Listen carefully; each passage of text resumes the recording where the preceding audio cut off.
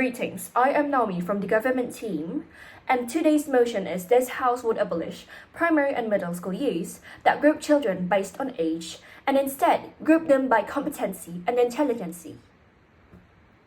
By this point, this House opposes grouping children based on their age. Since the beginning, the government has been grouping students based on their age, be it middle school, elementary, and others.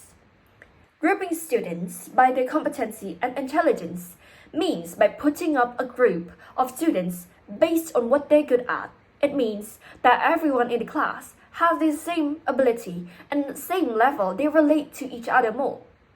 It is better to group students based on their intelligence, their skills, what they're good at. And this is why this House is very eager to come up with this. First is for the sake of effectiveness in lesson. This House believes that it is more effective to group students based on their ability and intelligence is more efficient. The lesson phase will be more adjusted based on the students in the class who are already grouped based on their abilities. So the lessons will go far or faster or slower depending on which class they are on. So the teacher will be able to adjust the lesson, the teaching styles, and based on the student's ability, that results more into efficiency. Just imagine you struggling in a class that is far away from your capabilities because you have to catch up with everyone in the class. That would result education and time to go to waste. For the students who could not catch up, their time will go to waste and the education will go to waste.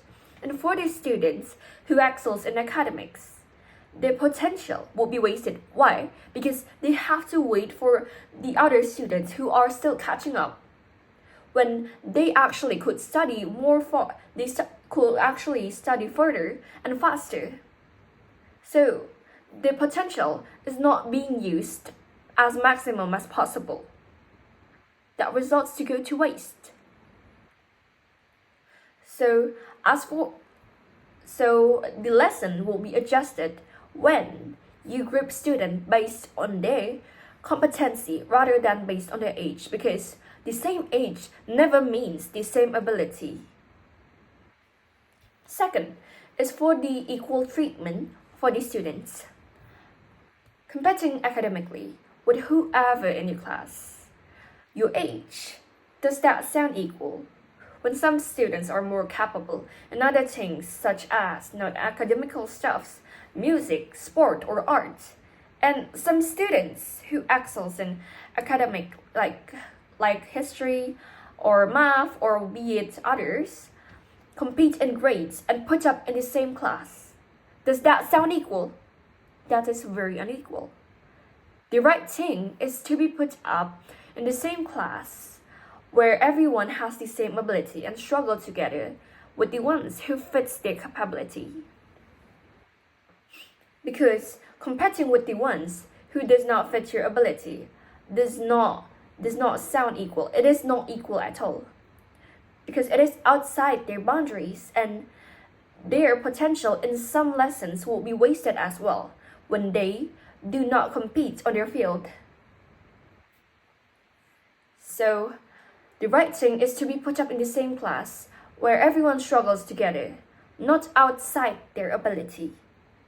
The lesson would absolutely be more adjusted to the abilities of each student based on the class, not students struggling to catch up with the lesson. So if you group these students based on their ability, they would absolutely learn how their abilities are to be. They would absolutely not need to catch up with the lesson when there are some students who are more smarter than them or some students who are lesser than them. They don't need to catch up because everyone in the class will be on the same ability.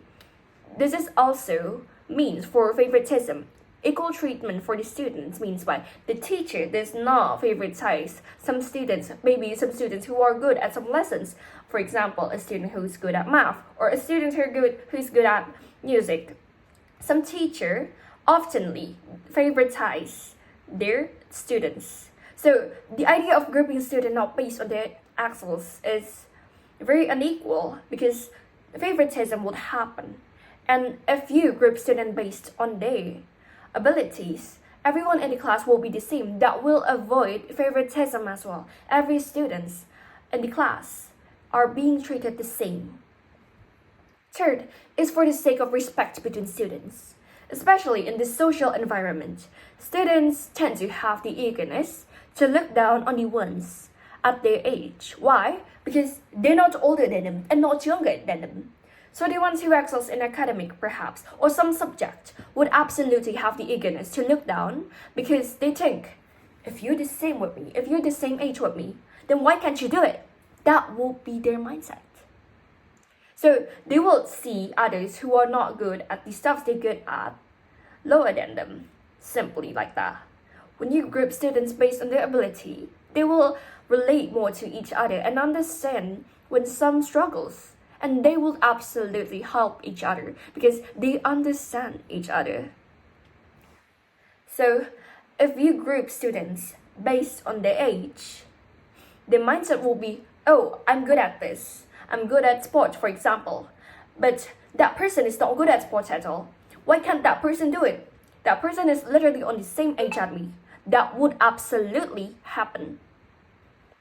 So in conclusion, grouping students based on their ability is more efficient and will bring out the most potential from these students. Again, this house comes up with 3 arguments. First, effectiveness in lesson. Second is for the equal treatments from the students. So we avoid favoritism, and every student will be treated the same. No students have to catch up, or no students' potential will be wasted if they are grouped based on their intelligence and ability. Third is for the respect between students. Students would absolutely respect each other when they understand each other more, which ability they are on the class.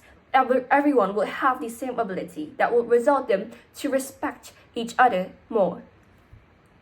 So we oppose students being grouped based on their age because the same age does not mean the same ability. We don't want them to struggle and make the lesson to go to waste.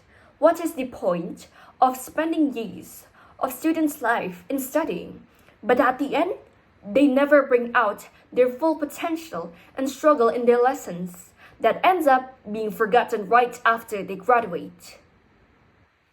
Education must not go to waste and be used as maximal as possible with the best strategies ever from the government. So the government must choose the best strategy ever. And due to this house would abolish primary and middle school years that group children based on their age, and instead we will group them by their competency and intelligency.